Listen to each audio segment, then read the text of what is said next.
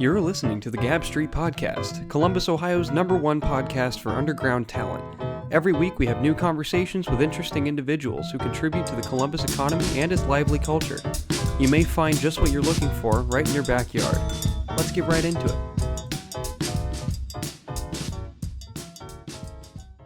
Mad Villain, and then, Thank you. gosh. Aesop Rock right there. Yeah. Possible Kid? I should probably have a little more Aesop Rock, considering how much of him is part of me as well. Yeah. I have 3 sweatshirts of him in the closet there. Really, yeah, Yeah. he's really Extremely good. talented. Yeah. I'm Kind of mind-blowing. Change Yeah. the game a little bit. Yeah, he's an ultimate wordsmith. Yes. The fucking graph where they're the wordiness per album of artists or whatever, and everybody's over here, and then it's just Aesop Rock on this side of the corner. Yeah, So. I got into him, Open Mike Eagle, and Oh, hell yeah. Milo. I don't know if you've ever listened to I love Milo. I met Milo once. Open Mike Eagle Yeah. is an interesting artist. Yeah, he's actually really cool. I've actually talked to him Oh, a really? little Cool. bit. Yeah, he follows the band it's Word. tight because I went to one of his shows at Space Bar and we talked afterwards. Yeah. And that was Flyover Fest. Not familiar. And then it's Is that making fun of the fact that Columbus is a flyover city or what? I think so. And It's then not. That's what we're trying to prove on the show here. Milo played at Wexner Center. Okay. They had a crazy amount of security, which was super racist because it was literally just because it's a rapper at an art museum, and he was just cussing him out the whole time. He was hitting, he was smoking blunts. He was fuck you guys. And I was just but the funny thing is his crowd was all just philosophy majors at OSU. Nobody was a suspect in that crowd, but they had so much security. It was so dumb. He made probably the most memorable first impression on me that anyone has ever made, where every time he dabbed me up several times, but let me give you an example of what he did. He would do this, yeah, and then snap. Oh, while what my a hand was in his move. hand, and I was like, "What the fuck just happened to me? I don't understand." Wait, hold on. Damn. It's that was Chris, by the way. That was really loud. You know what I'm saying? Clowns come together. That definitely peaked the microphone. For sure. It's no, it's a good dap. Start peeking the mic. But he was just "Hey, what's good, man?" He just do that and snap, and I'm like, You gotta have long fingers. You're Yeah, a you wizard. do. You're a fucking wizard. He is I'm a gonna wizard. remember you for the rest of my life. Yeah. It was at Senseless's release show Wow. for whatever EP. So That is was so cool. winter 2017 or something. But that was cool. Let's get to why we're here today. Yeah. Yes. We usually have just a little bit of Yeah. random banter at the beginning. That's fine. We're all professional here at at the Gab Street Podcast. We have a returning co-host for the 3rd time? Something like that. Something like that. Omega. Rift, my man. In the flesh. In the flesh. I am here. And we have Kenzie Coyne of Hello Luna. In fact, the front singer for Hello Luna. Hello. Say hello. Yes. We coordinated this a little while ago. I'm really excited to dig deep into the history of the band and figuring out who is actually in it. Yes. And not. Absolutely. It can be confusing at times. Now, before we begin, I must say we are sponsored for this episode by Revolter Pictures. You've known Alex; he's co-hosted a couple episodes.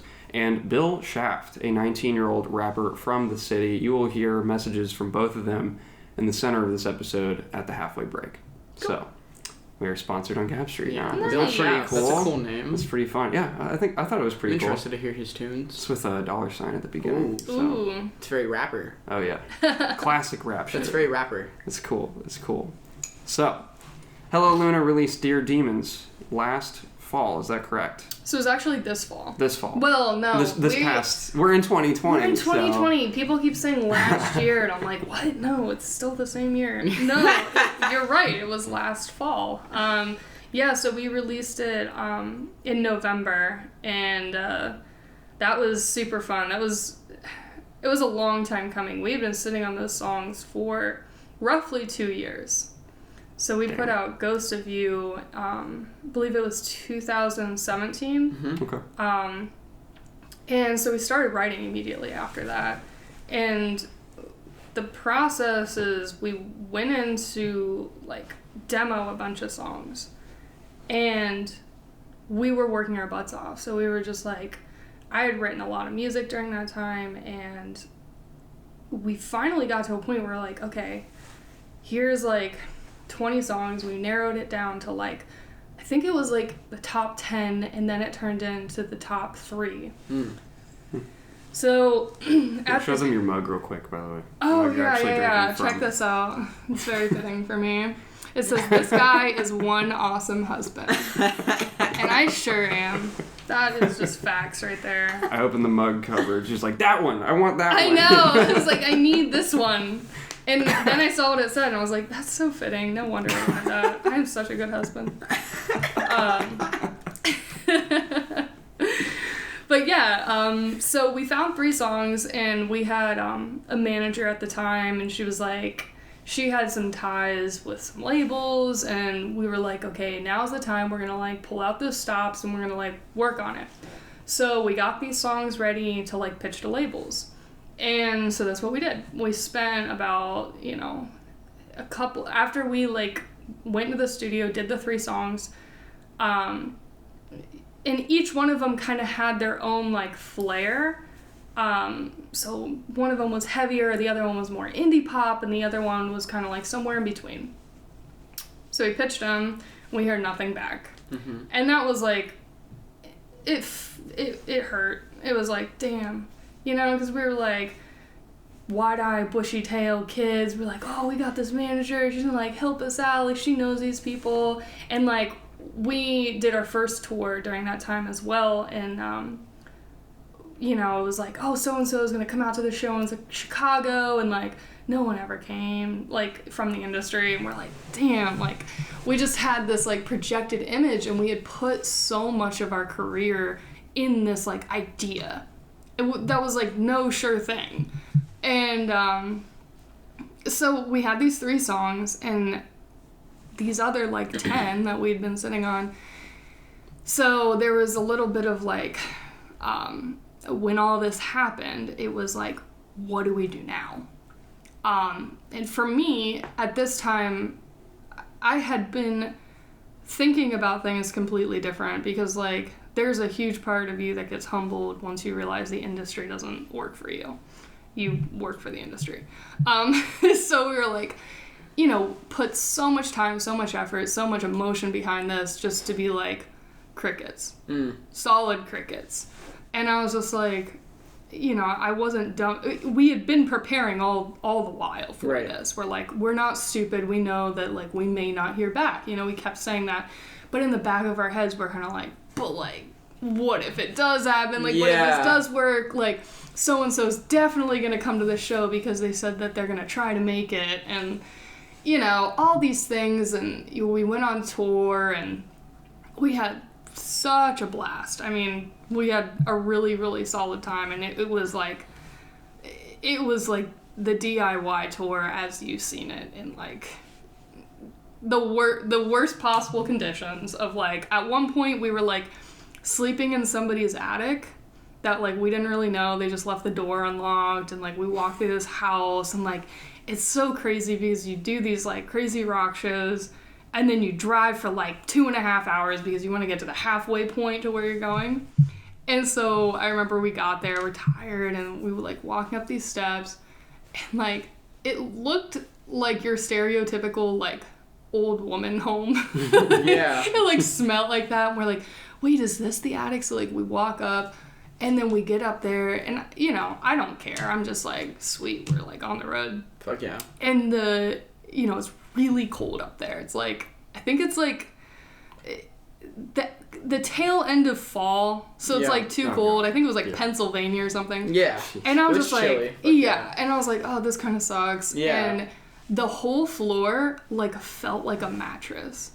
And we were just so excited because it was like, we get this comfy floor, and, like, we were so stoked. Like, I'll never forget, like, we all just, like, laid on the ground, and we're like, oh, finally, like, a comfortable floor. And it was just, like, one of those moments that was like, damn, like, this is rock and roll. Like, finding, like, the goodness out of, like, literal trash situations. It's like, we were just excited to be on the road, and, like, we were so stoked to just have, like, this comfortable, cushy floor. And, like, I don't know, it was just one of those moments that, like, we really bonded as a band.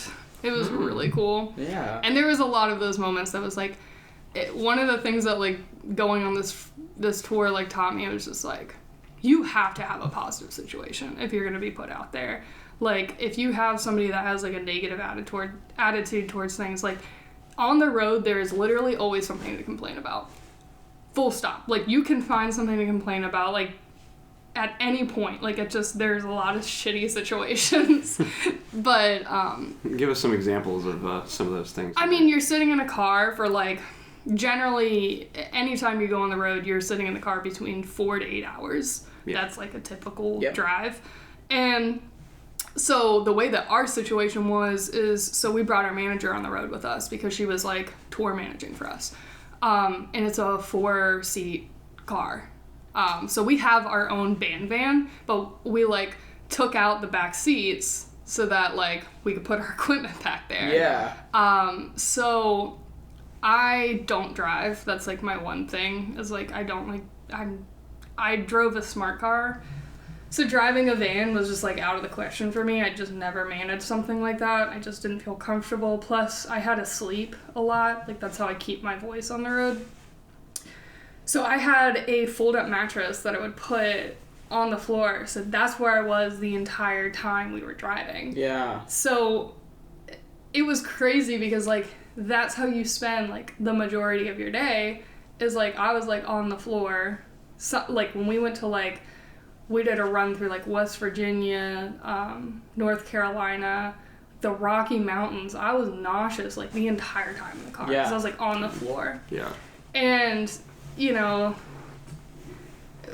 we had a cooler full of, like, lunch meat that I got from Costco. Like, that's what I ate on the road. And, yeah, I mean, it's just tough conditions. Sounds like a really humbling experience. Yeah, so. yeah. And it was like, you know, you kind of, like, learn very quickly how to adapt to this type of, you know, environment. And it's like we all kind of learned, like, you know, we really enjoyed ourselves. And it's like you have, like, my guys are, like, established in their careers. So, like, Eric is the CEO of, like, this crazy the company. Socks thing, right? Or no? No, so Eric is actually the lead player. Okay. Yeah. Who was... No, that was Michael Grenier. Michael Grenier, he was not on that tour. Okay. Yeah. Okay. But he is used to traveling a lot with his last company. He went out on the road a decent bit. But yeah, what I'm trying to say is just, like, these guys are used to a very comfortable lifestyle. Yeah. And the funny thing was, when we were in Chicago, Eric had a meeting, and we somehow lined up our Chicago date with this meeting that he had in Chicago for his company, which they gave him a hotel room, so, like, all 5 of us just went in the hotel room. We're like, sweet, we got a place to sleep, and, like, the greatest thing was, like, having free ice to, like, fill up our cooler with. It's like, starts to become little things. Oh, it's almost like survival at this point. It was so much fun, though. Like, we were like, this is great. Like, we get ice. That's so tight. Especially if it's, like, kind of like the lifestyle you're chasing to a certain extent. You're like, oh, it's going to be like this for a while. Yeah. And we're like, you get a taste of it. Exactly. So, at the end of this meeting, he was supposed to go to a steak dinner, okay? Like, that's what the company was doing. Okay. But we had to drive, like, 6 hours to Bowling Green to play, like, some, like, it's this place called Summit Shack, which is great. They do a lot for, like, you know, touring artists.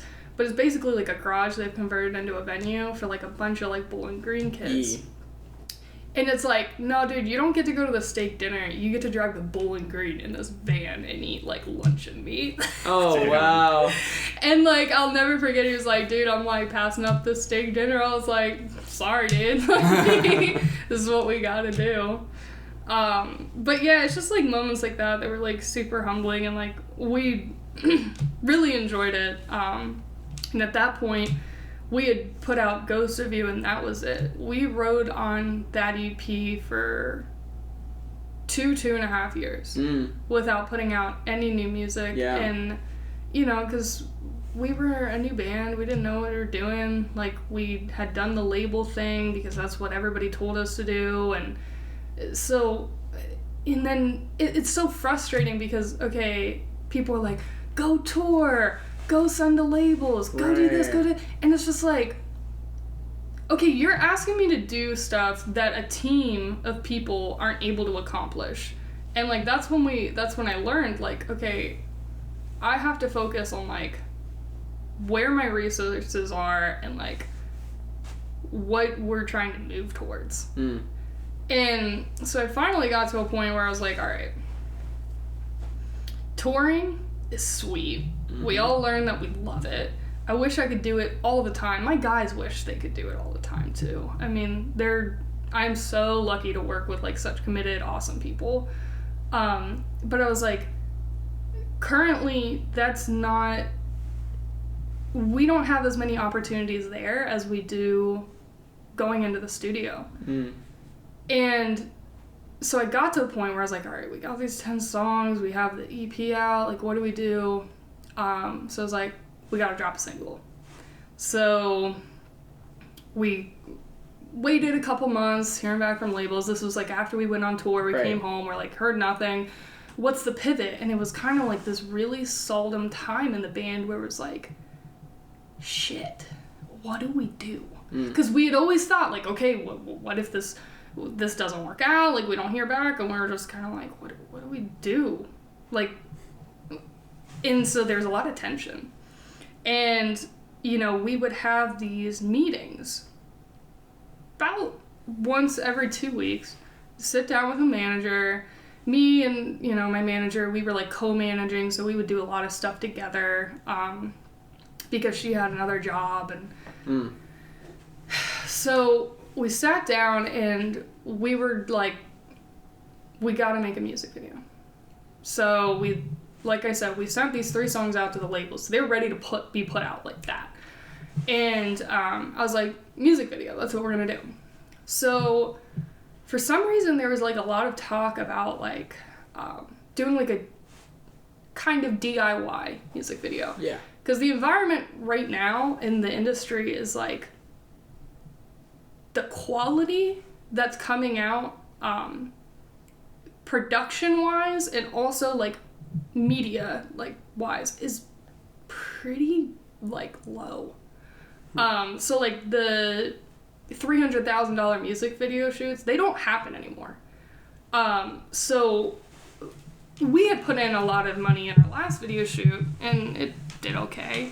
And, you know, if you look at Taylor Swift's new song, you know those, like, little Spotify videos that you have? Yeah. So, like, her video is literally her on a pool table on a big shirt, like, iPhone video with, like, a crappy filter over it. And it's like, that is, like, okay. Like, that never used to be okay, but, like, that's okay now. So, like, our thought was, like, well, we don't want to put in, like, a ton of money into this. Like, we'll kind of just do, like, B-roll shots of us on the road. And we're like, you know, we can do this. So me and my manager devote all of our time to, like, try to make this DIY video happen. And we get so deep into this rabbit hole of, like, making a storyline, which is, like, you don't do that. Like, if you are going to do this, it has to be very organic. The whole appeal to having, like, shoddy content like this is because people are in the social media age where people want to see, like, the real thing that's happening. And we just went on this whole tangent of, like, no, we're going to, like, have the script and da-da-da. So we made a budget for this video, and we blew the budget on lighting alone. So, you know. That sucks. Oh, yeah. And so, and luckily, so we didn't actually put the money in.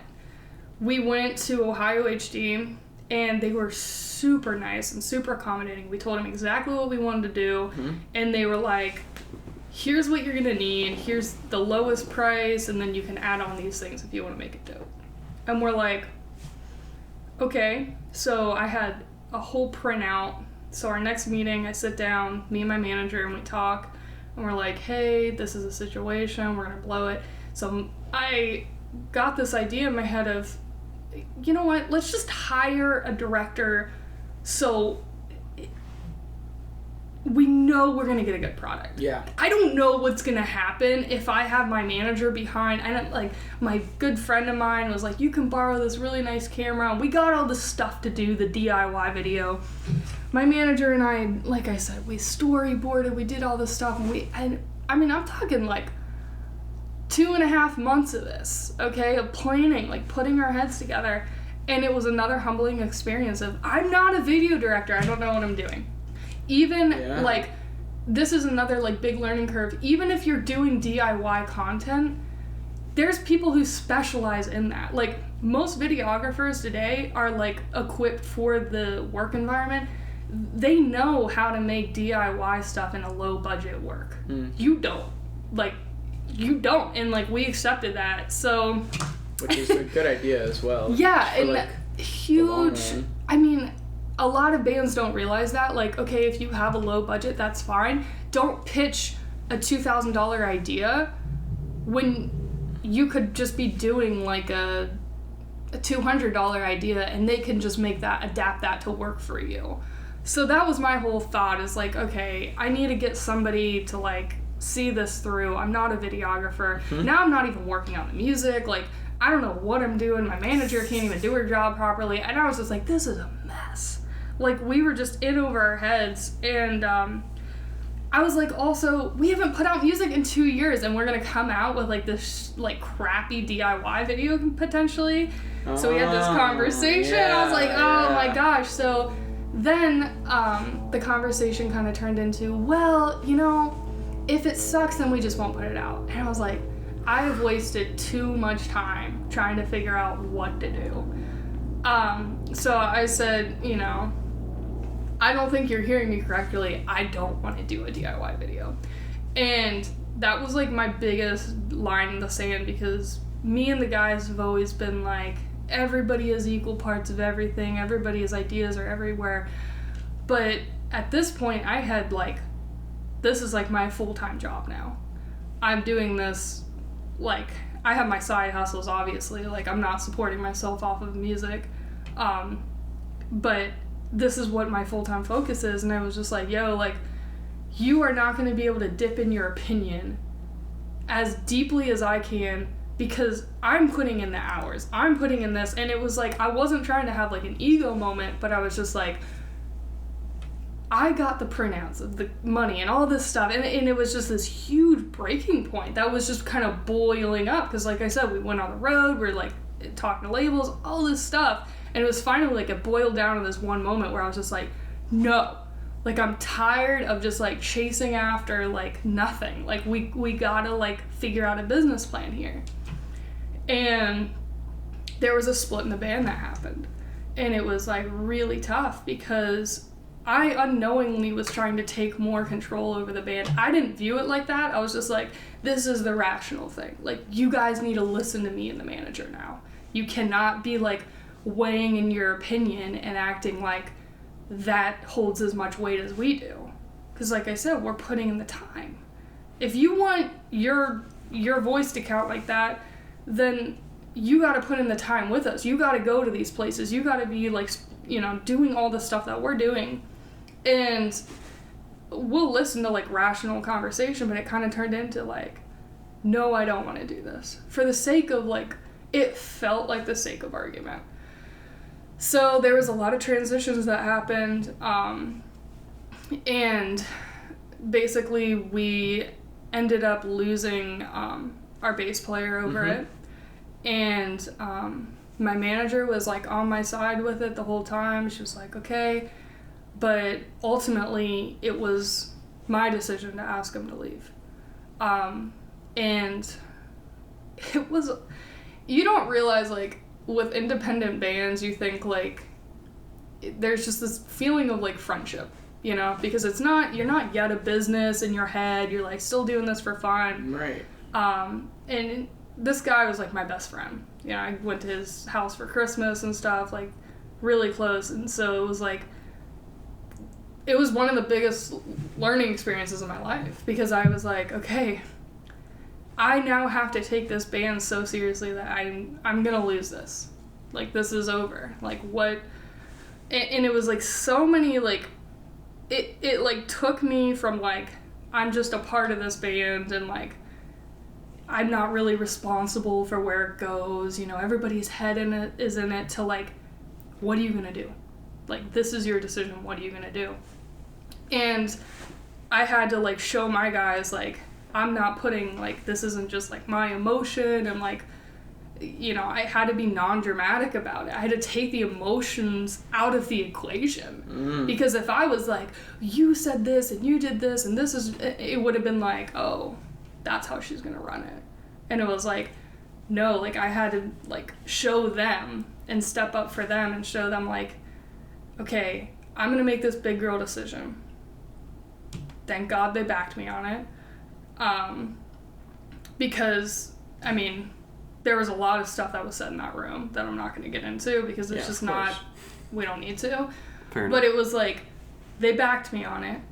And, you know, we moved forward. I told my manager what had happened, and she didn't agree with it. She thought I should give him another chance and we should like continue to move forward. But I had been facing so much opposition, and I finally like, I remember just sitting there and being like, writing out these business plans and coming to the band, and it was like always met with opposition. And unfortunately, a lot of the opposition was from him. And I was just like, I can't do this anymore. Was it a rational opposition? Like, Sometimes, was it opposition with logic behind it? Sometimes it was, but a lot of times it was just because I was looking at this every day. And I was focusing on this constantly. And he would come in and he had the best intentions of the band in mind. I don't doubt that. That's one of the most difficult parts of asking him to leave. I mean, his direct words to me were, I will be a part of this until the boat is on fire and sinks to the bottom of the ocean. When you have that level of commitment from someone, that's half the battle, is consistency and having people that are going to stick by your side. That's fucking powerful. Yeah. I mean, and that was what was on the line. I have my best friend, I have somebody who really cares, but it was one of those situations that, like, honestly, I would just, like, how to put it up and be like, all right, God, what are we doing here? I didn't know what the right turn was. I loved him like a brother, and I pretty much thought, because we have the best intentions for the band in mind, like, we're gonna get through anything together. And, you know, I've debated a long time, like, whether or not to talk about this, but I think it's good for, like, anybody that's listening who has, like, you know, is working with their friends, is like doing, and when you start a band, you're working with your friends. You're not, I mean, there has to be that relationship. And I have no bad things to say about him in regards to the band, because he was 100% with it. But I learned very quickly that's not enough. This is eventually turns into a business. And your opinions, it was like I was starting to see like the bigger picture of this, and then there were certain things that I just felt like I was just getting shut down on, and we would have these meetings, like I said, and it was just holding us up, because when you eventually sign to a label or have management, if you're constantly throwing opposition at them, you're not gonna move.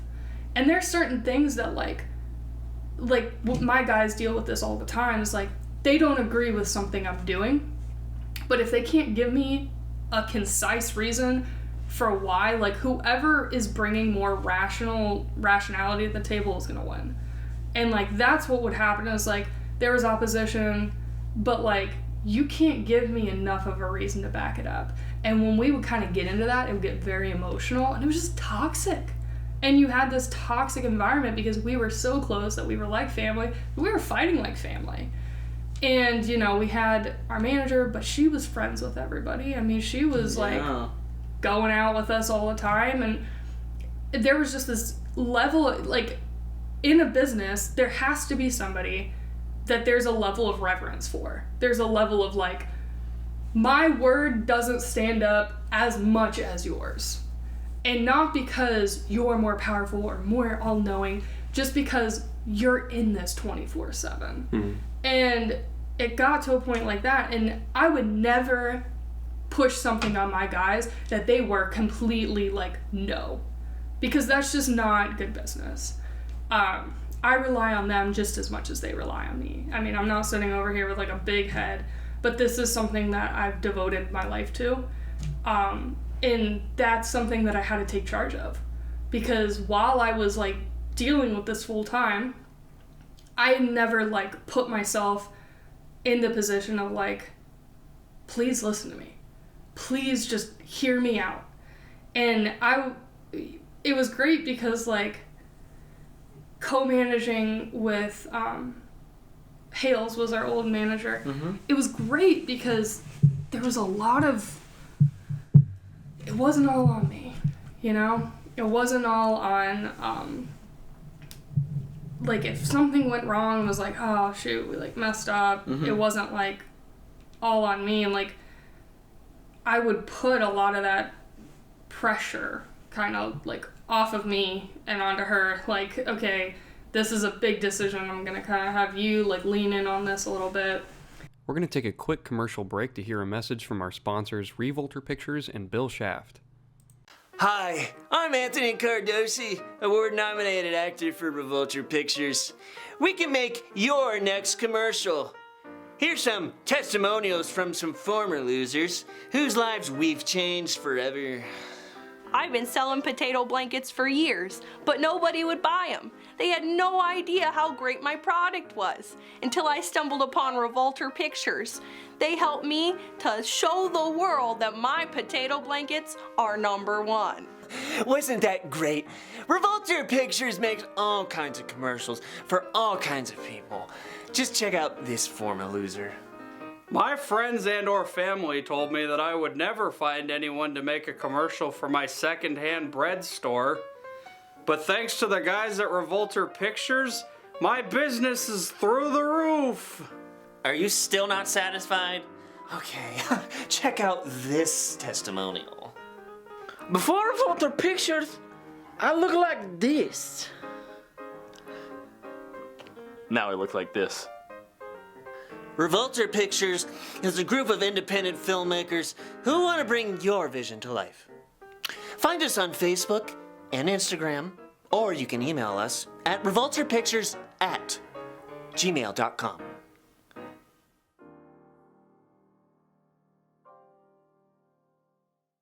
Gab Street is sponsored for the month of February by Bill Shaft. Make sure to go pre-order his new album Revenant on all streaming services. Bill is a 19-year-old rapper and event planner for Sluggish Records from Chillicothe, Ohio. His new project has features from Dirty Sanchez and Desi Hines from Pro Era. Bill is really someone to watch in 2020. Make sure to go follow him on Instagram at BillShaft47. His music is on every streaming platform. Just look up Bill Shaft, the S in Shaft is a $sign. Catch Bill live this month, February 5th at Sam Rothstein's infamous Declassified at Victories Live, February 8th in Columbus at Cafe Bourbon Street for his album release party, February 13th at Ace of Cups in Columbus with Trigno, Tobilla, Static Rez, and more, and February 14th in Cincinnati at Northside Tavern. And I'm just the type of person that, like, I need 500 opinions to say yes or no. Right. And, you know, after I asked him to leave and she left, we were put in this position where we actually had tour dates set up. And I had no bass player. And everyone's kind of looking at me like, you did this. Like, what are you going to do? Yeah, are you going to figure it out now? Yeah. Like, what's your move? So yeah. I was just like, crap. So as all this was happening, I immediately found a fill-in. And we ended up doing the dates, and kind of sucked because, you know, he didn't have enough time to practice, but we just suffered through it and we did it. And all the while the guys are kind of looking at me like, Kenzie, what's going on? And I'm just like, no, it's good. It's good. And I would like, I was like writing up these business plans like frantically. And so eventually my friend Thomas was like, do you want some help? And I was just like, no, like, I'm good. Like, I've been co-managing. Like, I'm Right. fine. Like, you know, I wasn't ready to, like, humble myself enough to be like, I don't know what I'm doing. Oh, my gosh, I'm freaking out. Like, I was just like, no, I'm good. And he was just like, anytime you have any questions, just send them my way, and I'll give you some honest advice. So it took me a really long time to, like, actually start doing that. But this is somebody that has, like, risen up from bottom in the industry and, like, established themselves very, like impressively. And it intimidated me to the point where I was like, I felt so small and so low that, like, I felt like the questions I was asking were, like, embarrassing. Like, there was always this voice in my head, like, you should know what to do. Why would you ask him that? Oh, he's gonna think you're dumb.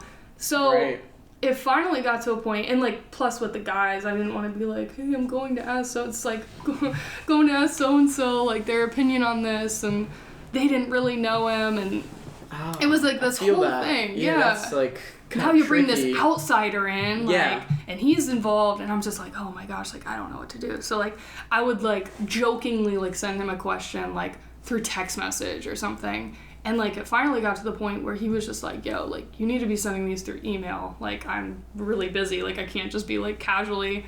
So, like, it started off, like, a couple questions here and there. And then, hey, like, how about this booking? And, like, he really stepped in and, like, was like, so, like, when's your next headlining show? And I'm just like, oh, you know, like, I don't know. Like, we're going to be putting out this single, but I don't know how we're going to do it. And, like, he really pushed me. And he was just like, you need to just drop the single. Like, stop with all this hype. Like, don't hype the hype. Like, he was, like, teaching me all these lessons, and I'm just like, oh gosh, you know, we've been preparing 2 years to figure out how to put out this music, and this person is telling me to just drop it. And I was just like, what? And he's like, just put it out. Stop. And I was just like, well, what about, like, all this, like, we need to find blogs to pick it up. And he's just like, stop. Just put out the music. Like, stop. And I was like, okay. So I brought it back to the guys, and I'm like, all right, here's what we're going to do. And they're just like, what? And you got to understand, like, this is the first time I'm taking charge in anything. Like, I haven't told them that there's a person on the back end that's helping us out. I'm just like, this is what we're going to do. And it was this awkward situation because these bands are delicate, you know? It's like you have these relationships with people, and even if you're small, there's a certain way of doing business that you interact with each other and you talk to each other. And that's been blown open, and we're just, okay, I just kind of walked into that situation. I was like, please listen to me. And so, like, I told him, and there was, like, this little bit of tension of, like, okay, well, you're gonna do all this stuff and you haven't really talked to us. And there was always, like, this conversation of, oh, you've really thought about this. And I kept hearing that from them. Oh, you've really put a lot of time into this. And it was almost like I took it kind of condescendingly, like, yeah, I have. Are you mad that, like, I didn't consult you on all this? And I had to accept that, like, we had to come to that trust together. And so, like, I just accepted that, and I was like, yeah, let's see how this goes. So, like, we dropped the single. I actually did really well. 1025 picked it up, and I was just like, that was the start. And then we're like, okay, we're gonna drop another one, and we're gonna do a music video the way that I wanted to do the music video. You know, we got, you know, Ross on board, who's incredible. He works with Bloom Division, which is, like, his company that he works out of, and I mean, that dude, he just has, it's unbelievable. Like, he did, like, our branding, like, everything had to change, and we basically had to, like, rebrand ourselves, which was another transition for the guys. So you had to, like, pick color palettes, all this stuff that I was not confident enough to take seriously, because I was like, oh, it's just a band, like, we don't gotta, like, brand ourselves or do anything like that. It's just, like, music.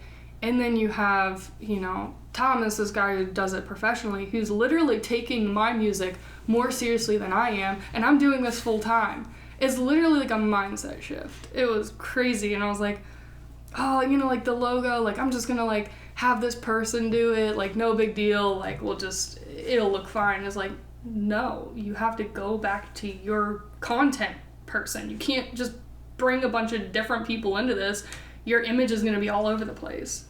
And unless that's your goal. Yeah, unless that's your goal, right. You have to be intentional about it. So within the course of like 6 months, all of this, we went from like having this kind of like, what are we going to do? Random DIY video to like, oh my gosh, like now we're like establishing a team.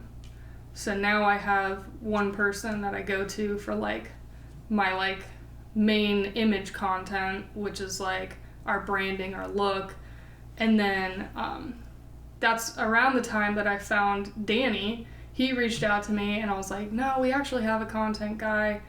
And then I was just like, wait a second. What if he did like all the behind the scenes stuff?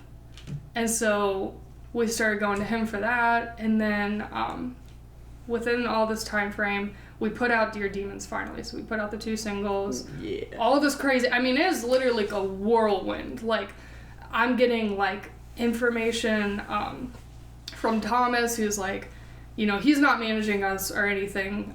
He's like advising, would you yes, say? Yes, he's like giving me like, advice as a friend. Oh, okay. So like non-payroll. Yeah, advice. no. It's literally like, hey, I'm gonna send this email, like, does this look okay? And he'll give me his honest advice because like that's so helpful. Yes, and it's kind of amazing because there's no holdup. With management, it's like, hey, are you gonna send that email? Hey, are you gonna do that thing you said you're gonna do? With him, it's like I send him an email and he tells me what to do, and then I do it. And it's way more independent. Yeah. It makes it so you kind of have a lot more control over what you actually like to put out as well. Yeah. And, I mean, he's been super awesome, and we're super lucky to, like, have that resource. And his thing is, like, I would do this for anybody. Like, I want to help. And, like, because people will be like, wait, is he managing you? I'm like, no. Like, we are not at that level where he would, like, manage us. Plus, his thing is, like, the metal scene. So he manages Beartooth and Styler. Oh, and okay. That's, like, his thing. Like, he's found his place in that industry. He's not trying to, like, branch out or whatever. But, like, his thing is, like, if I ever, like, made it to a certain level, I wanted to help somebody that was trying to do this. And that's what it is for him. And for him, it's, like, it's, you know, he's shows that he, like, wants to help us out. And that's what it is. It's literally just, like, somebody in the industry that's, like, here's a hand.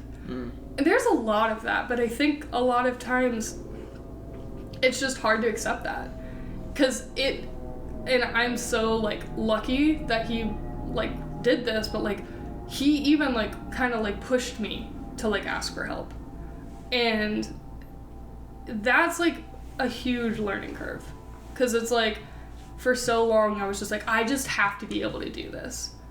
And it was just, like, it took so long for me to be like, oh, I can ask for help. I have this resource. Use the resources. Like, we just decide that we're going to be able to do this. We're going to do this thing. And, like, we think it's failing. Like, for me, I thought it was failing if I were to go to somebody else and, like, hear this information. And it has been tough. I mean, there's a lot of times where, like, he's, like, really pushed me.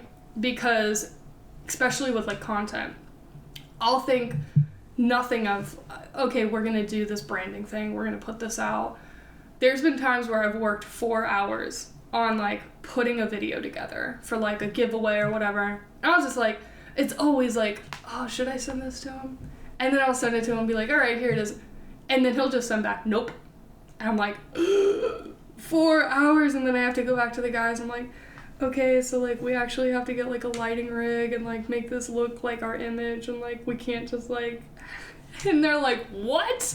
And I'm like, yeah, and it's, like, really echoey in the room, so, like, we have to change that. And, like, stuff like that all the time. Or, like, I'll have somebody do branding for us. Like, I'll never forget, like, we had somebody do a logo for us. And I sent it to him, and he's like, nope. And I was like... freaking out at that point. I was just like, dude, like, I don't know what you want from me. Like, this is, like, what we have. We need to pick one of these. And he's just like, calm down, call this person, and figure it out. And it's just like, okay. So, it's been really interesting. but it's also given me like a lot of direction while maintaining control of the band. Our booking is a lot different now.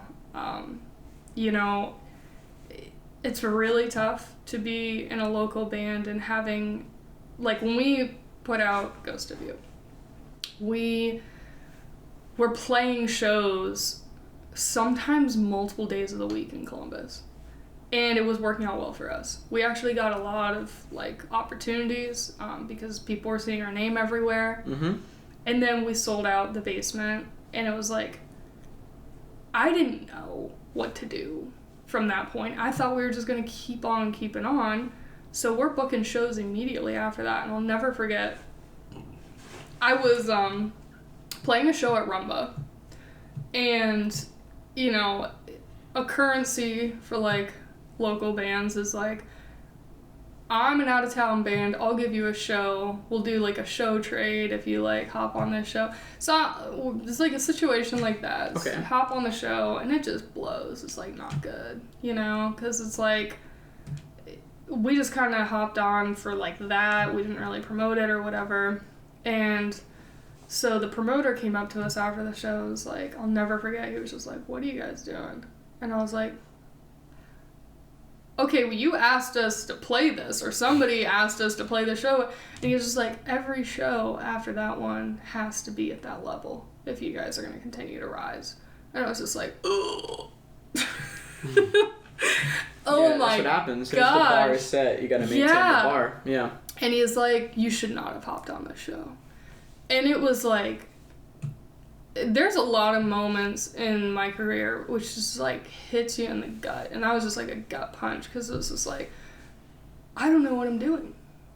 And so after that I was like, okay, well, we're not gonna take shows unless they make sense, and and like we've just been trying to make sense of that, because there's a lot of local bands that take shows all the time that are doing great and opening up for like national acts, and it's like, wait, are we supposed to be doing that? But then I hear from like the higher ups that you're not, and then people get mad when you like don't take local shows ever.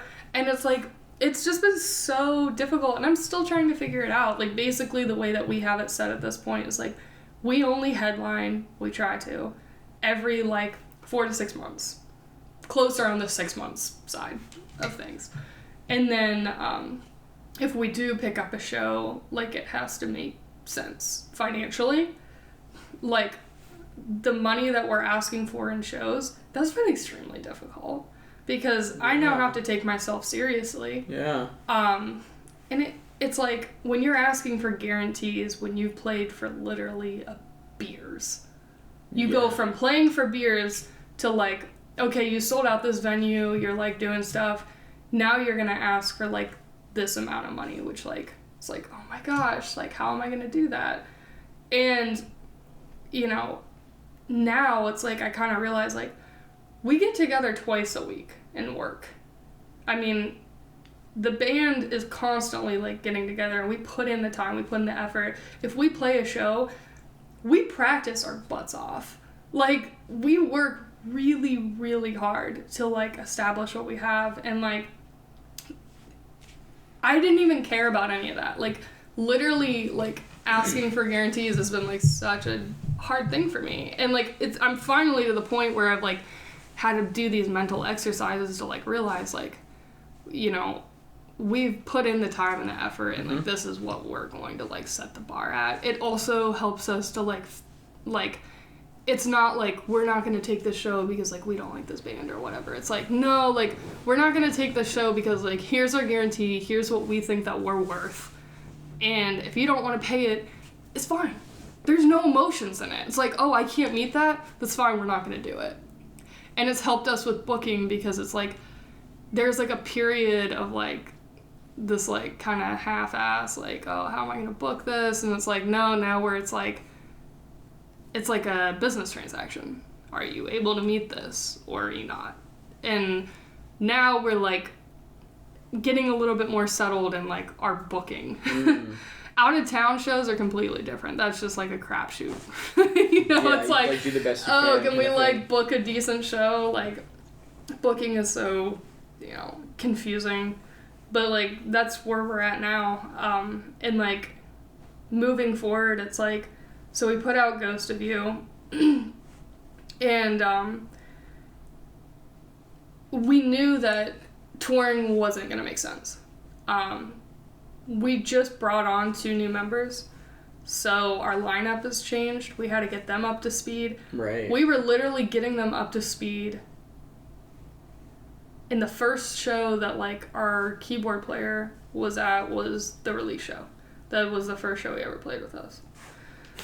So it was like, I had to get all this stuff ready. I had to get the release stuff ready. I mean, I remember I was in Chicago getting ready for this, you know, release, and I'm like, oh, it's fine, you know, like, I'll be able to, like, hang out, and, like, then I'll just get all this stuff ready, and I'll never forget. 4 a.m. in the hotel lobby, on my computer, just sitting there, like, I still have so much work to do. Oh, man. And it was just this moment of, like, all right, we're actually doing it now. Like, and I was, like, at the time, like, texting back and forth with Thomas, like, does this look okay? No, do this. And, like, okay, like, scheduling posts, doing all this stuff, like, you know, putting it I can't even, like, explain, like, all this stuff that I had to do, because I didn't know what I had to do. You know, I was learning in real time at 4 a.m. in a hotel lobby when I'm supposed to be, like, having a good time. I had went out with my friend that night, came back, so I got back around, like, 11:30. And I'm like, okay, I'll just queue up the stuff. And then it was like, no, I'm there till 4 in the morning. I have no idea what I'm doing. And it's just like, it was just such, like, a learning moment of, like, Seems wow. like you've had a lot of very, very strong learning moments. Yeah. You gotta keep going, yo. Yeah. You're too deep. You're too deep. I know. You can't turn I back. can't You've back gone out through now. so much already. I know. Like, you literally have to just commit. Just being this artist. Yeah, it's... How was that reality? Kind of taking that in and being like, oh, I wanted this, but now I'm here. doing it. You know, like, it's so interesting. Yeah, it's like, I wanted this and now it's here. yep. I deal with that reality a lot because what I thought it was going to look like is completely different than what it is. When That's people... how I'm feeling too. Yeah. And when people find out, you know, oh, you do this full time? Like, what does that look like? What does your day-to-day look like?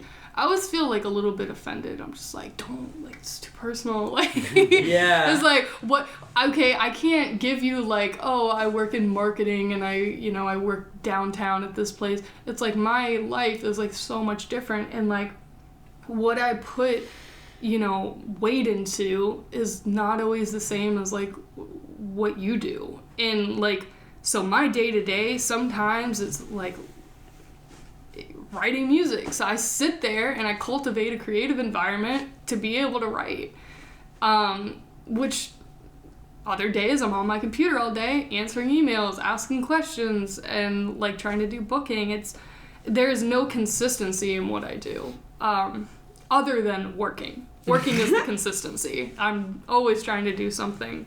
But I got to a point pretty recently where I was like, okay, I'm, like, actually doing what I set out to do.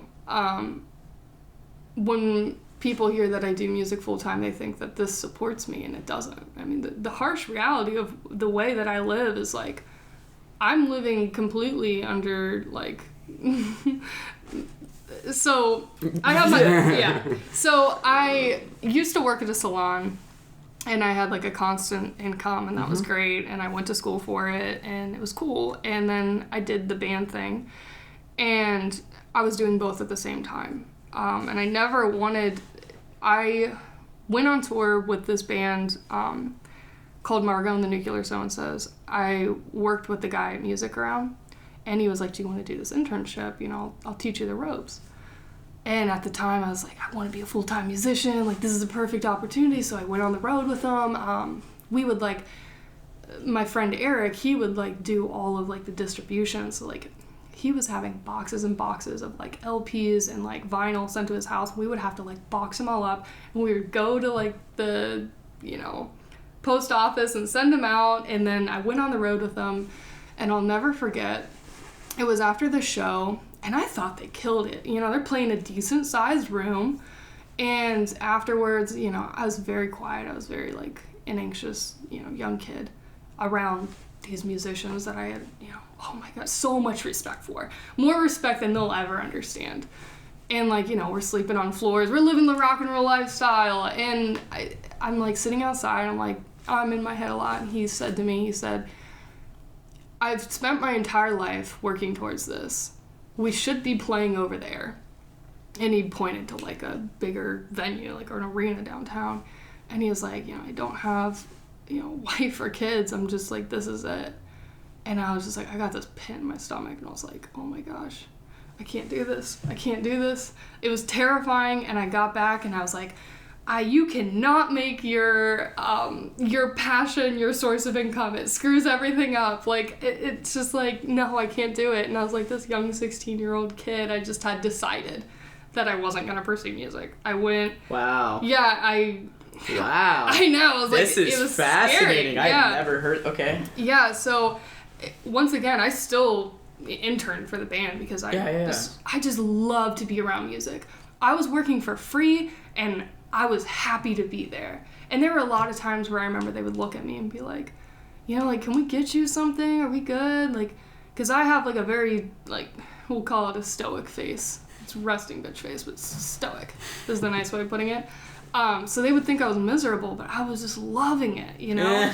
I was just loving being in the venue, you know, being able to, like, sell merch, even though I can barely ad. I probably, like, got the numbers off all the time. But I was just happy to be there, and I didn't realize, like, that was, like, the building stone for what I'm doing right now. If you're not happy to be there on the road, at a show, then you don't have a place there. Because, like, there was no, like, real benefit for me. I'm working for free doing, like, something I should be getting paid for. But it's, like, that environment and that energy was just, like, nourishment to me. I was just like, I'm doing it. Like, the things that I've always looked up to, I was a fan way before I was a musician. I didn't start playing music until, like, sophomore year of high school. I'd never even sang. I was just in it. Like, I was a metal kid. I would go to metal shows and, like, watch these horrible bands perform. And just, I was happy to be there. I was happy that, like, you know, there's these mosh pits, there's this energy, there's this, like, thing. And that's what always drew me to music. And then all of a sudden, you know, I was kind of building up to this. And then, poof, it was like, it can all be for nothing. And I was like, okay, well, that's a reality that I'm going to live in. I'm going to go to cosmetology school. I ended up, like, going to college for a period of time. Once my Pell Grant ran out, I actually had saved all the money that I was getting. I got A's and B's in college. That was fine. But once my Pell Grant ran out, I would Xerox people's books. They give you money when you're poor to go to college. And then for, like, living expenses and books, I would Xerox my friends' books. So I didn't have to, like, pay for anything, and I just kept all the money in a fund. And I went to Guatemala for a month. And, like... Sounds like an interesting experience. It was. Like, I was, like, on this, like, journey, you know what I'm saying? Like, I was, like, on this, like, wanderlust of, like, what am I doing with my life? Yeah. And then I came back, I went to cosmetology school, and then I was, like, working in this, like... pretty, like, unconventional work environment. My hours were, like, not 9 to 5. It was, like, 3 to 10, which is great, because I get to, like, you know, stay out late, keep up my lifestyle, like, being in... I was, like, just started Hella Luna. And, then, you know, I ended up leaving, because, you know, the owners were insane, and I was like, okay, what am I gonna do next? And that was the time that, like, we were putting out Ghost of You, and then... Oh, okay. I kind of see this timeline a little more now. Yeah, okay. And then... Sorry, I, like, talk and, like, it's all over the place. Well, I've wrapped it all up, so okay. all the listeners have as well. It's concise still. Good. It's a little Pulp Fiction-y. Yeah. Sorry, I do that. That's how my brain works. I have a Pulp Fiction poster right there, so you're totally fine. Amazing. We sold out. So, like, we're getting ready for this release, which, by the way, we had no idea we were going to sell it out. I was terrified booking the basement because I was like, we've never had more than 25 people at our show. I don't know how we're going to do 300 people. But, you know, it's Yeah, just this it's moment intense. of, like, I just left my job. I'm doing music. Yeah. I got to find another job. I don't know if that's going to be in cosmetology or what. But I know I need to, like, keep doing this. And as all this is happening, I think it was, like, a week before we do our first show. So we're putting out Ghost of You. I got a call, and it was like a distant relative, you know, and I'm just like, first thing in the morning, and they're like, I don't know how to tell you this, your dad's been taken off to, you know, they've arrested him, and it's all over the news. And I was just like, wait, what? What's happening? And I turned on the news, and it was just like, this is the most, one of the most, like, confusing, crazy moments of my life. Because, like, from this point, I've decided I'm not pursuing music full time. I'm just doing this band because, like, I'm in the scene. I see people with bands. You get inspired. If you're going out to shows all the time and you know how to play music, you want to play music. Yeah, you know? yeah, And I'm like, yeah. I got this career. I'm going to start a band. It's going to be cool. You know? And then this whole thing happens, and I'm like, what? And so it was horrible. And it put me into, like, this fog because, like, the content of, like, what they were explaining about my dad was just, like, I was so angry and confused and in this whirlwind. I had nobody in the scene knew about it because, like, at this point, I had a very estranged relationship with my father, so I had already changed my name on Facebook so that he wasn't a part of it. I saw him very infrequently. He wasn't really a part of my life other than, like, Christmas, holidays, stuff like that. And this whole thing happened. So, like, we go to play the show, and I'll never forget, like, he wasn't allowed in because of, like, his convictions. And it was just like, dang. Like, he kind of, like, he knew we were going to do the show and stuff, and, you know, he went to jail, he got out on bond, the whole trial started. All this happened within a week. And, like, I was just, like, on this new journey. I never made the conscious decision that I was going to, like, follow my dreams and, like, pursue music. It was just, my family kind of looked at me like, you're not going to get addicted to drugs? You're not going to, like, kill yourself? Okay, you can do this. We're not going to tell you to, like, get a job. Like, they were all just happy I wasn't, like, losing my mind. Oh, wow. And it was just, like, the bar of expectations just, like, dropped to the floor. It was just like, oh, she's got passion, she's doing this thing.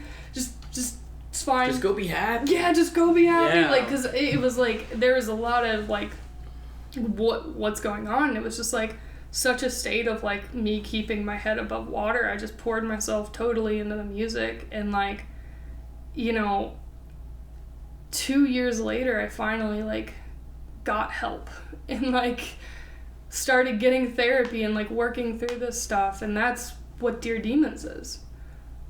Because when I wrote Ghost of You, none of that had affected what I was writing. It was just pretty much suppressed past traumas that I had.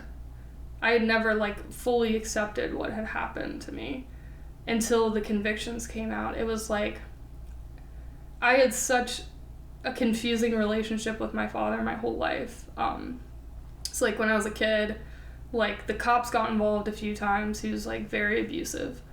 And, like, when he would, like, attack me, he would hit me on top of my head. So, like, nobody could see the scars. Nobody could see anything. There was no bruises to show. So the cops would show up eventually because it got to the point where, like, I can't get into, like, logistics because, like, I think they could still get in trouble, but, like, knives were brought out and, like, he got stabbed, like, because it was, like, literally life or death. Like, that's how abusive my father was. But because nobody had ever seen this, it was like, he's your dad. Oh yeah, you know, like, my family knew a little bit about what had happened, but, like, no, not the really bad stuff. They just knew, like, he had anger issues, He was mean, like verbally abusive. They didn't know anything about that. So when I put out Ghost of You, we had this estranged relationship, you know? I distanced myself as an adult from him. And then here we are, like, 2 years later, he got sent to prison. And I was like, nobody's gonna understand what I'm going through. Like, I went off doing what hurt people do, you know? I went through this period of time where I was drinking a lot, I was smoking a lot, I was just, like, pissed. I had so much anger inside of me, and it was just, like, this realm of, like, well, they don't understand, and I'm just gonna do, like, what numbs the pain, because it was literally, like, I felt so empty and so, like, it's so confusing how much your parents affect you. It is kind You of don't, confusing. yeah, it's like, well, I had an estranged relationship with them, it shouldn't really bother me. All this stuff happened so long ago, I've moved on, right? And it was like, no, it was like, these demons just started pulling up, like, it just felt like this, like, intergalactic goo, and, like, just these monsters started coming up, and I was like, wait a second, I thought if I didn't step in that goo, I was good. Like, I didn't know they were gonna, like, rise up and start attacking me, like, what's going on? And I finally got to the point where I was like, I can't do it. If I keep up this way, if I keep trying to suppress this and, like, make it go away, I am going to kill myself. Because what I saw during that time period of when my dad was sentenced, the content of what he was sentenced with is pure evil. And the last time I saw my dad, I wasn't looking at him. It was like his actions had finally caught up to him. And when you have somebody that has power, my dad had owned his own business, very powerful man, a lot of money, like, that gets you very far. Yeah, it does. And it was like he was losing everything. His reputation, they took his medical license away from him. Everything was snatched from him. And I remember seeing him, and and there were certain things that I saw during that time that were just, like, messed up. Just, my dad is a very disturbed man, and I just felt like I was looking in the face of evil. And that changed me. I never, like, part of me was like, man, I shouldn't have, like, went and saw him, but that changed who I am today because I saw that. And instead of being mad at him, I was like, this isn't all of us if we don't take responsibility for who we are. Wow. And I wasn't mad at him, I was just mad at the fact that, like, these things exist. Evil exists, and if you don't do things to, like, fight it off, it's gonna consume you. Because this is what I try to, like, put into my music. This is what I try to put into my EP. It's like, it's not about hating people. It's not about me hating my dad or wanting to get revenge. I have no revenge to get on him. He sits in a cell every day. He's lost his house. He's lost his education. People used to tell me when I decided I don't want to go to college, nobody can ever take your education away from you. Bullshit. Took it from him. Like, yes, they can. They can take you can lose everything. He lost everything. And I looked at him, and he was so small and so scared, and there was nothing left. And I realized, you know, this is my blood. I've changed my name because, like, I'm on a new journey that he doesn't have a part of because he's lost privileges to that. I don't hate him. Like, my relationship with, like, that has, like, changed how I am, how I operate, because the last thing I said to my dad is, I don't care if you did it, I still love you. Because I was trying to, like, have him accept responsibility. He refused to accept what had happened to him. He was literally living in fantasy land of, like, I'm not gonna go to prison. None of this is happening. And I was just like, you know,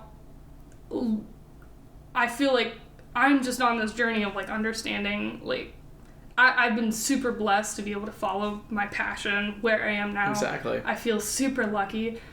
There's been a lot of opposition in my life, but I'm not angry anymore. Like, I'm not angry at him. I am literally angrier at the people who pretend like this doesn't exist. I am angry at the people who can't accept who he is. People want to continue to, like, try to understand things that they have no way of understanding. People would try to downplay my dad's convictions. And to downplay evil is to let evil in. And I was just like, yo, like, I know, I have seen it with my own eyes. Like, I have seen what has happened to him. I have seen, like, the darker sides of, like, who he is. And that used to bother me so much, but it allowed me to understand, like, this is something I'm willing to give my life for. Is, like, it's not just about the music. It's about, like, what I'm trying to convey through my music. And when I first started this band, it was like, oh, you know, like, I write songs, that's cool, we're in a band, oh, we're gonna, like, go out and, like, party and have fun, and this is sweet. And then it was like, boom, the worst thing that could have happened, like, happened. And I say worst thing, you know, much worse things could have happened, but it changed everything. And now here I am, like, on this journey of, like, I wasn't able to, like, actually convey any of this to people until I got help. And that's, like, a big thing about, like, what I'm out here trying to do is, like, to have people take their problems seriously. I couldn't take my band seriously. I couldn't take my problems seriously. It's like, what was motivating me? And it's like, you know, I'm just trying to, like, help people to, like, move past what they're doing mentally. And it was like, what I was doing mentally was so toxic, suppressing all these issues, like having all this hate, all this stuff. And to live a life where I've literally, like, merged my trauma, my music, and my passion all into one, it's like, it's crazy, but it's like, it gives me meaning. And I'm still struggling through a lot of things. I struggle with depression, I struggle with all this stuff, but, like, you know, I feel so passionately that, like, creative people feel things differently. And a lot of people who are in this field, it's extremely difficult, you know? But there's a driving force behind everybody. And it's super easy to, like, downplay that and be like, no, it's about the music, no, it's about the business. It's like, the biggest change in my career was literally looking at my trauma. I was like, no, this is why I do what I do. Like, seeing somebody completely morph into, like, this evil was, like,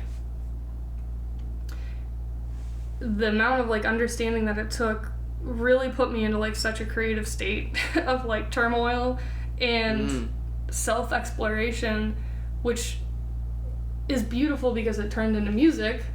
But it almost killed me. So it's like, I have everything on the line here.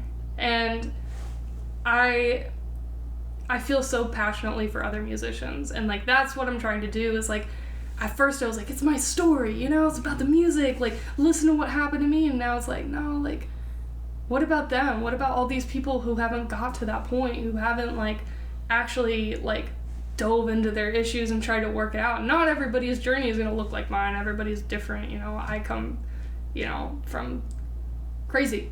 But the lovely thing about that is when people come to me with their issues, it's like, I may not understand completely, but I know what it's like to hurt. And that's what I'm always trying to push through my music. That's what I'm trying to push through the way I do business.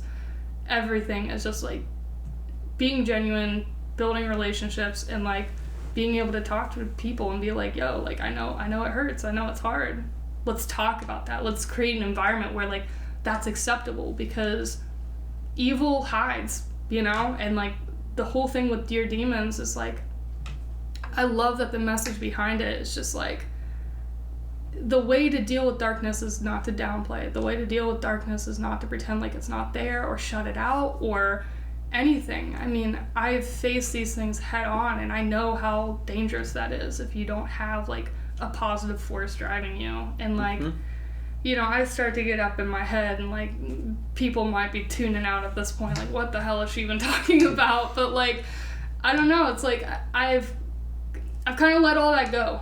some people are gonna follow me and understand what I'm talking about, and it'll help them, and some people aren't, and that's okay, because not everybody has gone through tragedy, but it's eventually gonna hit everybody, and the way that you react to it is going to define your life. Your life is not defined by like your circumstances, it's the way you react to them. And what I thought was the most forceful thing in my life in a negative direction ended up catapulting me forward. And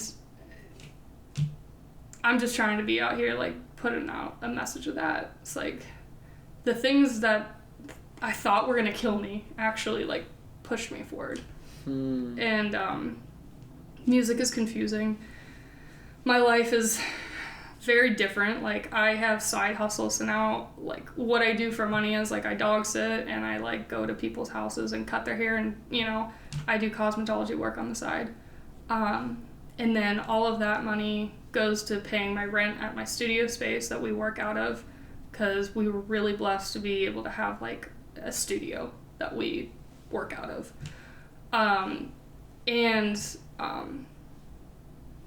The rest of it goes towards the band.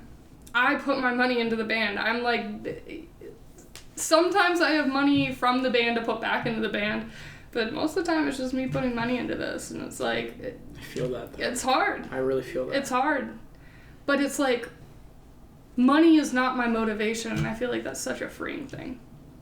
I'm putting my life into this because, like, I believe in the concept of it. You know, people, every day, people give their lives to, like, lives they don't want to have. You know, they sit in an office, and, like, I deal with people all the time. I love getting to the root of, like, what's your passion? What do you want to do? If you didn't do what you do, like, what if you had, like, all the money in the world, what would you do? I love asking people that question. Because most people don't have the freedom to ask themselves that ever. They don't feel like they are entitled to that idea. No. I completely agree with that. And now that I put out Dear Demons and I'm on this road of like self-exploration and like trying to get into other people's heads, I'm like, I ask that. And a lot of times people have these like crazy cool ideas, and it's like the biggest reason that most people aren't able to achieve them isn't because they don't have the resources. It's because they don't want to sacrifice their lifestyle that they currently hold. So, like, I have a lot of friends who, you know, they want to start up this business. And they could start up that business if they would, like, move into a cheaper apartment, get a couple of roommates, and start doing the damn thing. But it's, like, it's so funny that, like, the motivation for a lot of people's lives is just to hold up this lifestyle that's, like, they don't even really like. I think a lot of people are stuck on inside of the chains of impressions. Yeah. Like, you know, for your situation in particular, I mean, you weren't necessarily under the chain of, like, your father's impression of what you're going to do because you didn't give a fuck anymore. Exactly. And then, I don't know what's your relation with your mother, but it seems like she supports what you do. So, I mean, you have those two things, and I think it's really difficult for a lot of people to sort of, like... And that's so true. To let go of, like, the chains of impressions. I mean, that's the only reason I'm able to chase my dreams, because my parents support me. Yeah. You know, there was a while where I didn't feel like they supported me at all, and I had completely different goals. Yeah. Like, you know, I was going to do the Air Force for a little bit, get out, and then keep doing music. Mm-hmm. But instead, I decided to go music full time, just because I figured out that they, like, weren't going to be disappointed in me. Right. And I think a lot of people don't, like, a lot of people raising kids for this generation don't understand that, like, passion kind of overrules now, and it kind of needs to for people to be happy. You can't just chase dollars for your whole entire existence anymore. It seems weird. There's too many people not doing that, and you see it for people to be stuck in that realm, because it used to just be, you know, TV screen folk, as it would be, you know, like, oh, the big screen people, and now it's like, oh wait, I know people that went to the big screen. Now it's like, oh wait, can I do that? And it's just, it's so I don't know. different. I think it's a lot more complex. I don't think it's easy to just be like, all right, I have a passion. No, I'm absolutely do that not. now. It's hard. You have to have that driving force, and like, I don't sit up here on my high horse and say that one day, like, that's why I say, like, there was never one day that I was like, I'm gonna pursue music. It was like, my biggest thing was like, I'm gonna pursue something that's beyond me. I gave up, like, myself. I wasn't like there's like a huge cultural thing of like follow your dreams, like, you know, do what makes you happy. And like I was like, I want to move beyond happiness. Like that's not fulfillment. Happiness isn't fulfillment. And like I just wanted to like find that thing. And through like a lot of pain and turmoil, I found that thing. And I don't think it's something that we can come to without a higher power having a say in it. So I was kind of curious when it comes to like your writing process. So do you sit down and like write out your ideas prior to writing your song? Do you write the lyrics first prior to the instrumental? Is the instrumental built and then you write around it? So it's been fun. When our writing process is kind of always changed. I don't really keep to one specific way. That's how I am as a person. I'm not organized. So the writing dynamic before was a little bit different because we had different members. So there was a lot of tension that started building because we wrote songs as a band. And then it got to the point where it was like, we don't all have the time to be getting in a room with the four of us and like sitting down and fleshing songs out. Because creative energy is not something that you can see or understand. I mean, it's just a feeling. The creative process is like difficult. So what had happened is I write a lot of specs, which I don't know if that's the correct terminology, but basically I will come up with a melody and a verse and sometimes a chorus. I don't usually finish songs of my own. You know, people are like, oh, I had this moment of inspiration and I just wrote a whole song. It's like, I work off of vibes, I work off of feelings, and I know that my guys are light years away from me instrumentally. They're so talented when it comes to like composing, especially the guy who does like the recording. Mm-hmm. Michael, he owns a studio that we all work out of called Mars, and he can compose entire songs. So what I would do when I started writing more rapidly is I would bring him a spec and then we would sit down and he would compose the whole thing. And he is like a magician with this stuff, you know, he gets in his zone and I'll just give him something and he creates this whole thing and it's like, okay, there's the song. Wow. And so then we would bring it to the band. Some tension started rising up, like, oh, you guys can do this on your own, like, what are we here for? Like, are we just a backup band, you know? And it was like, no, you can like write your own parts around this, but like they better be better than what he wrote, because if what he wrote's better, like, it's not an emotional thing. Like, whoever has the better idea wins. It's always been our philosophy in the band. It's a little uncomfortable for the guys, because I know bands that, like, the bass guy writes the bass parts, and the guitar guy writes the guitar parts. It's not how it is with us. If you can write a part, then you write it. Everyone has stakes in the individual sort of elements of it. And wow, so, that's different. Yeah, it is different. So basically what had happened is I was basically writing, I would create the spec, I would bring it to Michael, we would do the whole thing in the studio, make the whole song. And it was like, here's the song. And before it was like, I would bring an idea to the practice space and we'd flesh through it. It's messy, it's cool, but like, because I'm so like feeling oriented, it's overwhelming for me to be in real time sitting in a studio space as we're like creating the music. It's easier for me. Yeah. So, I personally feel that as well. Like when I write, I'm alone. Yeah. Usually. And when you're like bringing a whole band into it, so many different ideas are coming out, and like I feed off of other people's energy like crazy. So somebody would feel very passionately about something, and I'm very direct, and I try to control it, but when I'm in a writing session, 90% of the time my eyes are pointed up. I'm not even looking at people when I'm talking, because I'm literally visualizing music. Like, I can't do what they're doing, but I can see it. Mm-hmm. So when we were in a practice space, it was more difficult because they would have to play. I'd be like, oh, I like that. Can you play that again? As opposed to being in the studio where it's like, let's just play that track back. You know what? Let's move that around. It's so much more efficient. And it's so much easier for me because I'm not an organized person. So that's the way that we were handling things, is in the studio. Michael and I were writing, we were creating the songs, then we were bringing it to the band, and then we would learn it and go into the, you know. There were times we would write the whole damn song and we would have to learn it, you know. That was a big transition. That's generally the way we write. When I brought on Michael Grenier, he is a keyboard player, and he has like a lot more pop influence. So if you listen to Ghost of You, most of it is like harder rock. And we brought this pop guy on because he's an amazing keyboard player. And we started writing together a little bit. And so I would bring him an idea and he would kind of play it on the keyboard. And so now we have like 10 like songs that we've just written on keyboard, which is like completely different. It's not it's not what we normally do. Normally we sit in the studio, but now we're doing it more organically on a piano. So now we have like 10 ballads essentially. And now we're sitting on top of those. And so the writing process is just kind of like whoever will sit down and write with me. That's how we do it. So Michael Grenier, we write ballads together, but Michael Newmeyer or Rush, we sit down in the studio because that's his skill set, because that's the way that he thinks, that's the way that he creates. And so I can kind of sit in with anybody. I'm melody and lyrical based.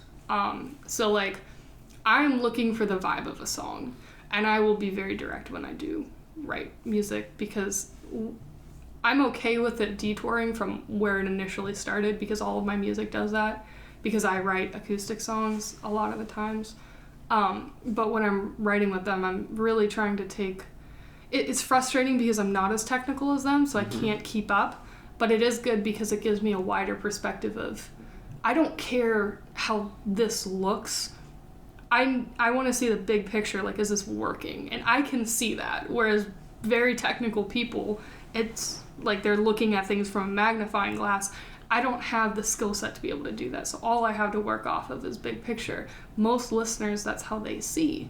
So it kind of gives me like an advantage, like you have to play off of people's strengths, and that's what we do, and that's why I love working with these guys, because it's a very respectful environment, and we all, like, when I sit in the writing room and if I say stop the track and I give an explanation of what I want to happen, there was a period of time in the band where it was like that was considered disrespectful, because like you're hovering over somebody's idea, let them like finish it, or it's like just awkwardness. But now it's like it's okay to do that. It's okay. We have this freedom within each other to like express ideas, and like that's where we're at now. Right now we're doing a whole remix version of Dear Demons, because I told you that we're not touring, but I wanted to keep the music alive. Right now I'm working with Danny. We did a commentary video, so it's like a whole behind the scenes explaining what went into these songs, and like self-exploration. And where can we check that out when it comes out? So it'll be all over social media. I'm going to be doing sponsored ads and everything else. Cool. Yeah, I'm really going to be pushing that, because it's my heartstrings, it's like my whole motive for this whole release is getting that story out. But now it's been interesting working in the studio with the guys, because we're remixing like all the songs, and it's just I never thought we were gonna do that, but we got a hold of like a producer. We're a part of like this art commune called like Milo, and it's like Milo Arts. Oh. Yeah. They did. That's why you were at that event. Freak show. Yes. That was a pretty cool event. It was pretty cool. Some pretty cool acts. Yeah. Black Swan was killer. Yes. They did so good. They were really good. That was so good. Yeah, so like Milo, it's kind of interesting. They're like it's an old school that they've converted into studios for different artists to work out of. And in the bottom level, they have a gym, and it has a stage, and they're trying to put on events there now. And it's right next to the studio that we're working out of right now. So we're working with Gino Bambino, and he has a studio in there, and he's kind of stepped into these songs, and they're just completely different. We're taking the songs and we're putting a new light on them, because like I said, we're not doing the touring. So I was like, well, we have to do something, because it would feel... I haven't gone this far on this like journey to just, okay, we put out Dear Demons, here's our new single. I want to keep it alive. I want people to understand. the intention behind it. So we're doing the commentary video, we're remixing the songs. That's where Michael Grenier has been like a huge asset, because he hears like more of the poppy, synthy stuff.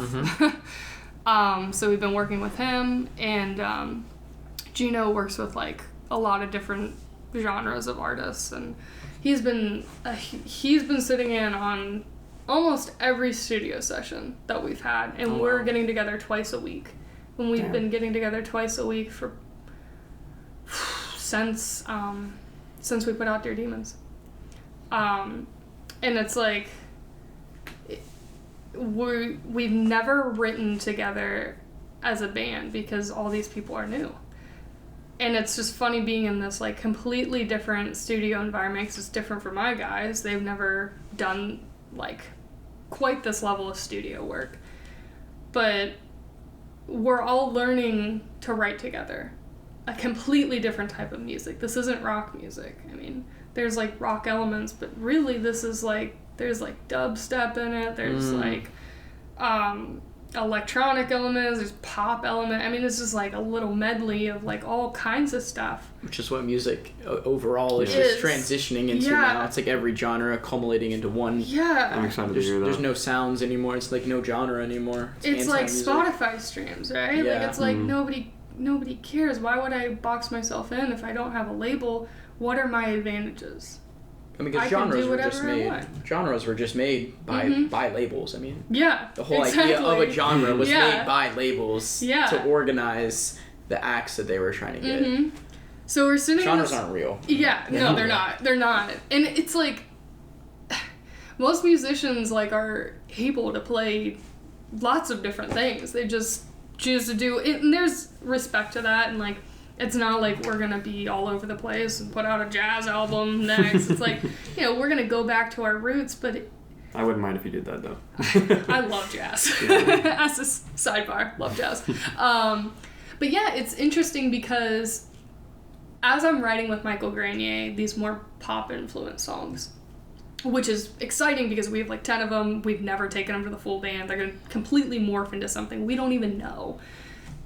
We're like creating this like really weird, like reimagined synth pop weirdness, and we've never written like a song together. It was funny, last night we were like, it's funny because like we don't even take this music seriously. We're like, oh, these aren't our real songs, these aren't real, and it's like, why? It's our music, we're doing it. Like, yeah, it's reimagined, but like we're like, I can't wait to like be writing like our music again. It's like we don't even like, it's so weird that like we aren't even able to like own this as our own because it's like different than our genre. Oh. Yeah, and so there's a lot of debate on whether or not we were gonna do this because it's so difficult to branch out from like what you do, especially when you're remixing your own songs. You're not like taking it to like somebody else and having like the Taiko remix or whatever, it's like, no, we're doing this. But I'm excited because I think I'm seeing the dots kind of connect, and I'm like, what we put out next is going to be a merger of this harder rock, of this pop, of this synth. Like, all of this is just going to like feed into it. I think it's no mistake now that we're actually committed to it, which I was, like I said, I was going back and forth. I was like, we're going to do this. All the guys were like, Kenzie? Like, the guys just joined the band, and now we're doing synth weird stuff. And they're like, I joined a rock band, and now we're doing, like, weird pop synth. And I'm just like, yep, sorry, that's what we're doing. It's what we're doing right now. And I think it's going to be really cool because they've been focusing so intensely on this while not totally understanding it. And then we're going to go into rock music, something that they have full understanding of. And now we have these elements that we get to push into that. And, like, that's what we're trying to do. Like, with our next single that we put out is going to be, like, what you hear in the remix, there's going to be aspects of that. So when people hear these remixes, they're called remixes for a reason. That's not the direction we're going towards. This is like intentional. We want to keep Dear Demons alive. With the commentary video that comes out, we want to continue to like have fresh content. That's the whole idea behind the remixes. But there's like a new cause of, like a new effect that's happening, which is like, this is going to change the way that we write as a band, because we've never written a rock song with the 5 of us. They've just been playing what we've already created. And now we have this influence of pop that we've forced them into, and they're going to carry that into like what we do next. And it's really neat. It's really neat to see, like, to have total control over it, to be calling shots that you're unsure of. And then, like, I'm constantly trying to connect the dots with anything in my life to a fault. And I'm like, okay, now I kind of see what we're going to do next. And it's really exciting. That's the beautiful thing about independent music, is like being able to like be moving forward by like your gut feeling. Mm-hmm. And this was a gut feeling. We were supposed to do an acoustic album. That was what we went into the studio to do. We sat down. First song that we put out, I listened back to it and I was like, when you do a hard rock album, things hit, things are exciting, and then you have like this acoustic song, and I was just like, no. I was like, it's not doing what I want it to do. And it was like a vibe thing, 100% a vibe thing. So I said, let's do an electric piano. And then it turned into like, Gino came over to look. He came over because his studio is walking distance to our studio on the block, because we're all part of the Milo Arts thing. So he walked over and he was literally coming to look at this like piece of furniture that I was trying to like get out of the studio to put in his studio. He just moved in. And then he just sits in on the session. And then this whole crazy Reimagine thing happened, where it was like, no, we're doing like this like crazy synth work, and like Michael is like completely out of his element doing like weird dub noises, and like we're like, at the end of it we all kind of sat back and it was just like, holy crap, we're gonna do this. And after that session we came back and we had a long conversation of like, do we want to do this? Do we want to like remix these songs? And like, it's a risk, you know, because we don't know how people are gonna react. They might be like, hell, Luna, this isn't your sound. What do you do? Like, people get elitist, you know, in any scene. But that's one of the things I'm trying to fight against. I hate that shit. I hate when people are like, this type of music is better than this music, or I'll listen to this music, but I won't listen to this music. It's like, what are you trying to get out of music? Like, this is like a sacred art form. It's it's like tribalism. Yeah, it's like, I was just like, at the time, I wouldn't have been able to, like, put these words into, like, this type of meaning, but it was just, like, a sense of, like, this is our music and we're allowed to do what we want with it, and, like, we're gonna do this reimagined album because it's organic and it's just kind of morphed into this. So I have this stack of, I have, like, a guitar bench in our studio to, like, do work and whatever, and, like, I have this stack of magazines from, like, I don't know, geez, like, really old, like 2000s, like early 2000s, and I don't know what made me do it, but we're just sitting in the studio, we're in there for hours, okay, like, sometimes I go in there at 2, and we're there till, like, 12 a.m., so I was looking through, and I opened up to this article on Rogue Wave from, like, I don't know, 2000 something, like, early 2000s, and it said, I don't know what made me read it, but it said, yeah, our next album, we want to do, like, a little bit of everything, so we're going to do, like, we're going to take a song and we're going to make an acoustic version, an electronic version, and I'll never forget just being like, this was about the time that we were all debating, do we want to do this? And I just brought it to the band, and I was like, yo, look at this. And they were like, what? Where did you find that? I was like, in this random stack of magazines, I just opened this page, and, like, I swear, like, read this, and they were all just like, and then it was just like, there was no more conversations, like, okay, we're doing it, like, and it's just been super tight, like, to be able to, like, work like that. Yeah. And it's like, you know, the more that I, like, talk to Thomas, the more I kind of realize, like, that's what it is. Don't make it, like, this whole, like, planned out thing. Like, there is no rhyme or reason to the way that things are done in this industry. There is to, like, a certain extent, but, like, there is like a lot of like motive behind just like feeling.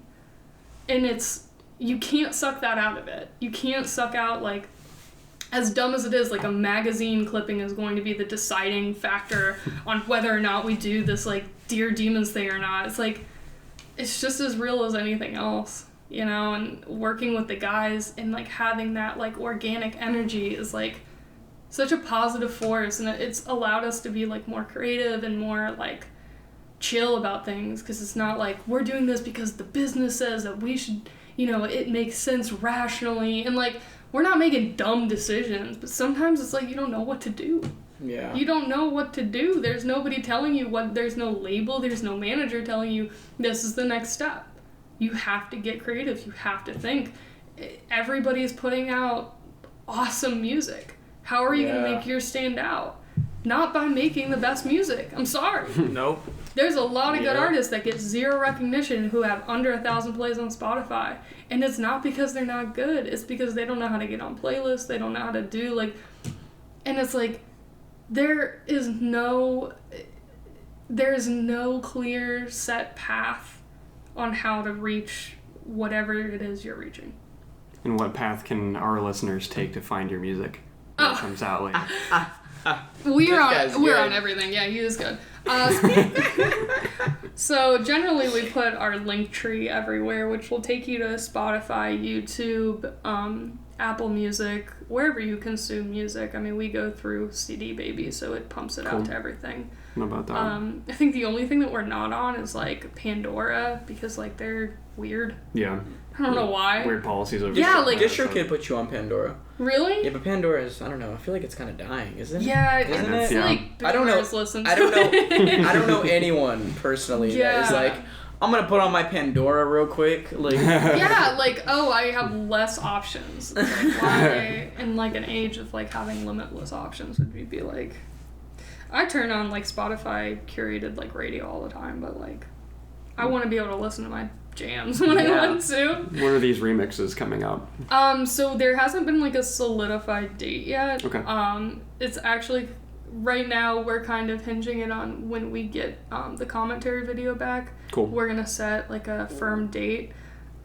So everything's kind of up in the air right now. Cool. It's likely going to come out before the spring, but we can't attach a date to it until we have the commentary, because the way that it's all set up is that the commentary video is going to come out, people can learn more about what the EP is and what it's all about, and then we're going to have these remix songs that come out following that, and then we're going to come out with our new single this spring. Cool. So that's kind of the progression of the way things are moving forward. well, cool. Yeah. Do you have any last minute shout outs to make before we wrap up? Yeah, so if you guys are interested, we have, we manage basically off of our social media. So it's at Hello Luna Band on Facebook, Instagram, Twitter. You can find us on YouTube. That music video that we put out is near and dear to my heart. It's for Sympathize, which is one of the most... it was like a breakthrough song for me when I really started like getting help mentally for the situation. That chorus is stuck in my head constantly. Good. I want you to know that. That's awesome. Like, I showed it to my dad too, and That's my girlfriend. awesome. Like, everybody I've shown it to has loved it. So Oh, I just that's want you to really know cool. That Yeah. makes me super happy to hear. Yeah, no. Actually, tonight, it's not going to be helpful for them because when this comes out, it'll be over, but there's this event called Columbus Covers Columbus. Yeah. And Heard about this, actually. two of the bands are actually covering our songs, and tonight they're covering Sympathize. It was Forever Unknown, right? Yes. That's who's doing it? Yeah, I saw you post about that. That's super cool. Yeah, it's really cool. So she's like a younger, it's like a female fronted band, and she like wrote this really long thing on Facebook explaining like what the song meant to her, and like we were put on a bill together like a year and a half ago, maybe, something like that, and they were opening up the show, and we were like direct support for like this band putting out their EP, and I didn't think anything of it. I didn't talk to her or nothing like that, and she put out this thing that was just like, you know, essentially it was like, I saw that I can be feminine in like a boys club. That's and it was cool. just like, that's what's up, that's what I'm trying to do, that's like the... Nice. And it just... it really validated like what I'm trying to do is happening. And yeah, I'm not making my income based off of what I'm doing right now, but all the other important stuff is happening. And that just makes me super stoked. So like the guys and I, like, we don't get together much outside of the studio because we see so much of each other. It's like, I love them, but like we gotta have our lives too. Yeah. So tonight we're all getting together and we're going out to see that, and it's like, it's really neat. Columbus's environment is like, the music scene is really supportive, and you know, it's exciting to see validation like that. You know, it's beyond like what I would expect, and yeah, we feel super lucky. Columbus, please go check out their music. Yes, it's super cool. Love their music videos. Thank you so much. Thank you so much. We're going to go ahead and wrap up for this week. I have a couple quick announcements, quick notes to make at the end here. This episode is going out on February 5th. Sweet. February 6th is our 1-year anniversary of doing the show officially. So come to our party. We're having a party on Leap Day, February 29th. It's going to be at Wild Goose Creative from 7 to 10 p.m. We are featuring musical acts such as Omega Rift. I'll be performing. Oh, yeah. He's going to be great. That Boy Jones, he's going to be performing. Elle's going to be there. And Zay Crypto himself is going to be performing at least one song. It'll be his first performance ever. So please come out to that. And my favorite part of the evening, personally, is that there is going to be a roast of me, the host of Gab Street, that night. So there is a roast sign-up sheet that is in Google Forms on our link tree. Go ahead and do that. And come join us to celebrate. It's BYOB as well, and we aren't providing, you know, gourmet anything. So bring snacks, bring food, whatever you want. But it's going to be a good evening. So thank you for listening this week. Thank you so much for making the time in your busy schedule to come out and talk with us. I appreciate you guys so much for having me. Thank you for sharing everything that you shared. Yeah, I think people are going to get a lot out of this. I agree. I really do. I really do. Appreciate that. Yeah, I feel super lucky to be on here. So. Yeah. We will catch you next Wednesday morning, just as we do every single Wednesday morning. Thank you for listening this week, pedestrians. I will see you then.